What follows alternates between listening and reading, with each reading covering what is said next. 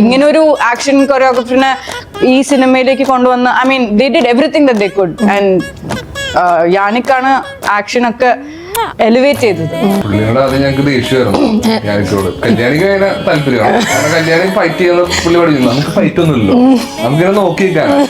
അപ്പൊ പുള്ളി ഇങ്ങനെ നമ്മള് ഫൈറ്റ് ചെയ്യാൻ രാവിലെ വിളിക്കും. നമുക്ക് ഫൈറ്റ് ഇല്ല, നമ്മള് രാവിലെ വന്ന് എത്തും. അപ്പൊ കല്യാണിയുടെ ഷോട്ടൊക്കെ എടുക്കും. അതുകൊണ്ട് ഞാനും ഹസ്ബൻഡും കുര്യനും ഫ്രീ ആണ്. ഞങ്ങൾക്ക് വൈകുന്നേരം വരെ വെറുതെ ഇരിക്കാം. ഒരു ഷോട്ടൊക്കെ എടുത്ത് പോയി കഴിഞ്ഞാൽ വൈകുന്നേരം വരെ വെറുതെ ഇരിക്കാം. അങ്ങനെ 2 ദിവസം കഴിയുമ്പോഴേക്കും ഞങ്ങൾക്ക് ഭയങ്കര ബോറടി ആയി. ഞങ്ങൾ പറഞ്ഞു ഇത് നടക്കുന്നില്ല, നമ്മള് ഷൂട്ട് ചെയ്യണമെന്നൊക്കെ പറഞ്ഞിട്ട് നമ്മള് വെറുതെ വിളിച്ച് ഇങ്ങനെ കൊണ്ട് ഇരുത്തുമായിരുന്നു. പുള്ളി ചോദിക്കും ഇങ്ങനെ രാവിലെ എന്നിട്ട് അത് വോയിസ് ചോദിച്ചു കഴിയുമ്പോൾ നമ്മള് വരും.